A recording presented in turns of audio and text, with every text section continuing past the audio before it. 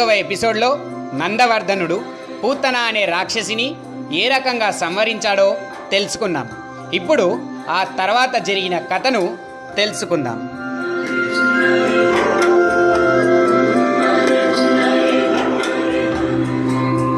పూతన మరణించింది అనే వార్త వేగుల ద్వారా తెలుసుకున్న కంసుని మంత్రి అయిన ప్రలంబుడు ఆశ్చర్యపోయాడు.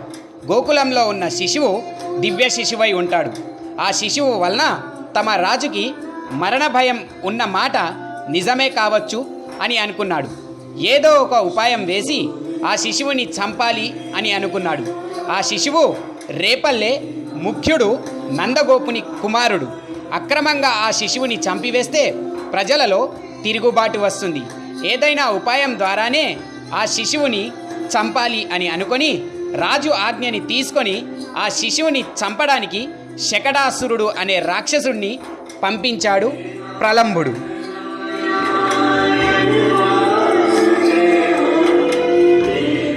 పూతన సంహారం జరిగి అప్పటికి 20 రోజులు అయ్యింది. అప్పటికే బోర్లా పడుతున్నాడు నందకిషోరుడు. శిశువులు పుట్టిన దగ్గరి నుండి పెద్దవాళ్ళు అయ్యే వరకు ఎన్నో దశలు మారుతూ ఉంటారు. దశ మారినప్పుడల్లా వేడుకలు జరుపుకోవడం సంపన్న కుటుంబాలలో ఒక అలవాటు. నందనందనుడు బోర్లా పడుతున్నాడు కాబట్టి వేడుకను జరపాలనుకుంది యశోద. ఊరి బయట తోటలో విందుని ఏర్పాటు చేశాడు నందుడు. గర్గాచార్యులు చాలామంది బ్రాహ్మణులతో వచ్చి వేద మంత్రాలతో దేవునికి అభిషేకం అర్చన చేశారు. ఆ విప్రులందరికీ ఆహార ధాన్యాలు వస్త్రాలు ఇచ్చి తృప్తిపరిచాడు నందుడు. గ్రామస్తులే కాకుండా ఇతర గ్రామాల్లో నుండి వచ్చి విందులో పాల్గొన్నారు ప్రజలు. విందుకు కావలసిన పాలు, పెరుగు, వెన్న వంటి పదార్థాలను ఒక బండి మీద తోటలోనికి తీసుకొని వచ్చారు గోపకులు. ఆ బండి కింద ఒక చిన్న మంచం వేసి బండి నీడలో బాలుణ్ణి పడుకోబెట్టింది యశోద. ఆ విందులో ఎవరి పనుల్లో వారు హడావిడిగా ఉన్నారు. ఆ సమయంలో కంసుని చేత పంపించబడిన శకటాసురుడు ఆ బాలుడి పడుకొని ఉన్న బండిలోనికి ప్రవేశించాడు.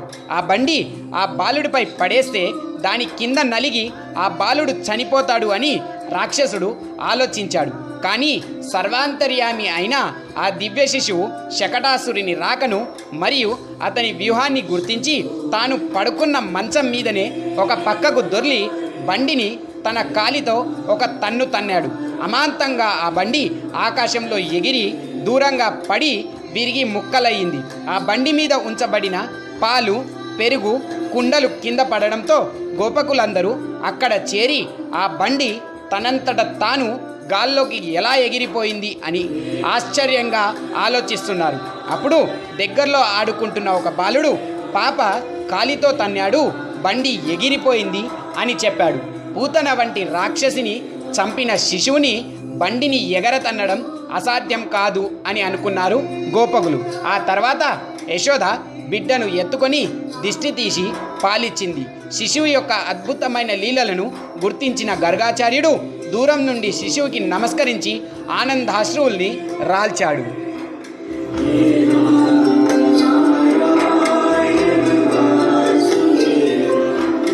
తాము పంపించిన శకటాసురుడు అనే రాక్షసుడు మరణించాడనే వార్తను వేగుల ద్వారా అందుకున్నాడు కంసుడు మరియు ప్రలంబుడు.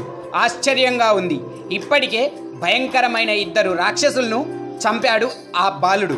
కానీ ఆ బాలునికి దేవకీ వసుదేవులకు ఎటువంటి సంబంధం లేదు. ఆ బాలుడు అనామకంగా అడవుల్లో పెరుగుతున్నాడు అని అనుకున్నాడు కంసుడు.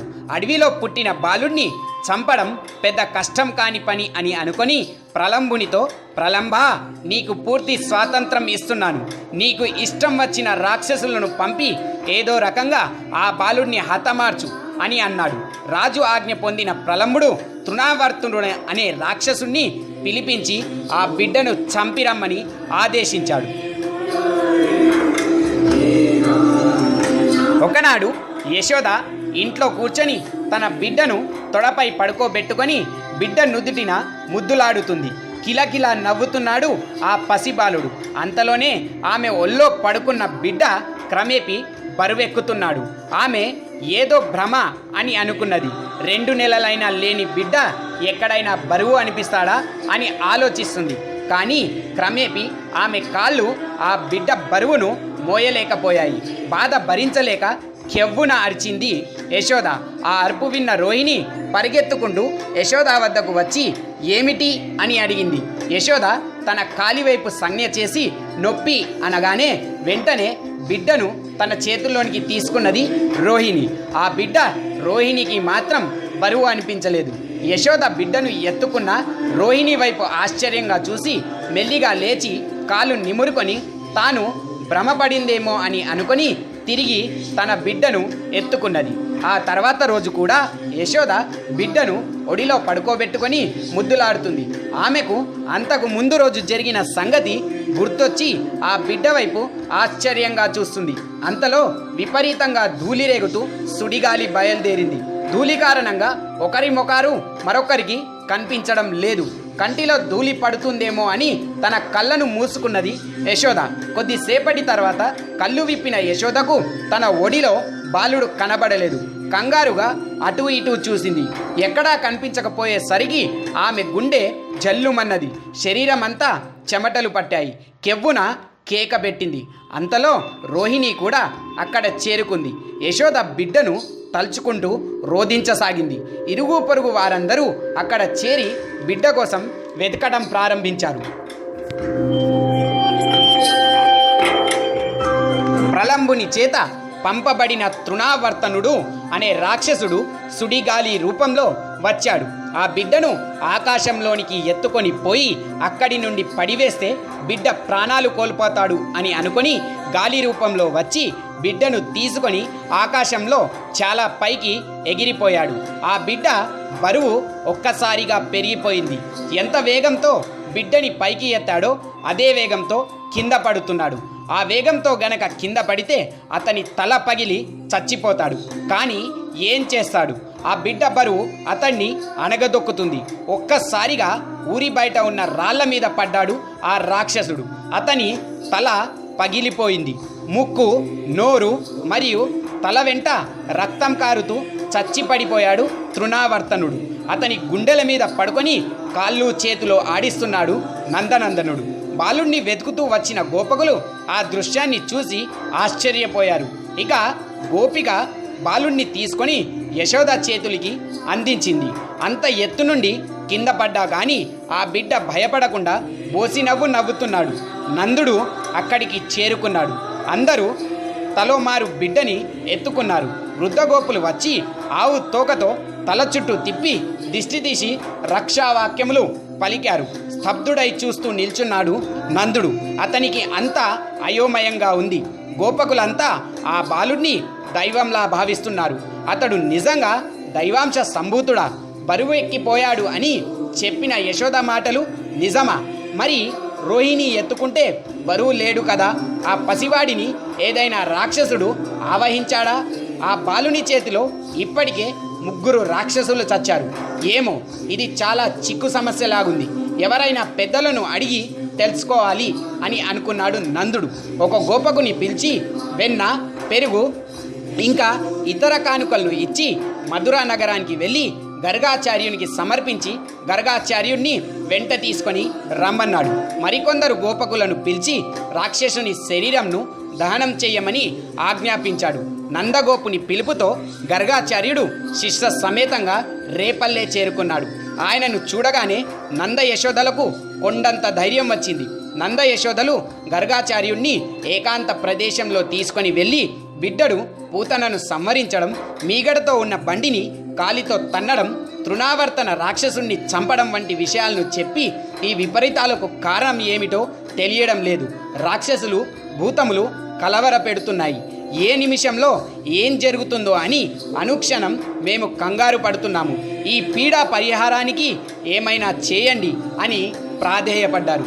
అప్పుడు గర్గాచార్యుడు, నందముఖ్య, యశోదమ్మ, మీరిద్దరూ పుణ్య దంపతులు. ఎన్నో జన్మల్లో మీరు చేసుకున్న పుణ్యములన్నీ ఈ జన్మలో ఫలించాయి. ఈ జన్మతో మీరు మోక్షాన్ని పొందగలరు అని పలికి ఆ బిడ్డ జన్మ రహస్యాన్ని వారికి చెప్పి, మీ బిడ్డ సాక్షాత్తు దుష్ట శిక్షణ కోసం అవతరించిన విష్ణుదేవుడు, రోహిణి తనయుడిగా పెరుగుతున్న బిడ్డ ఆదిశేషుడు.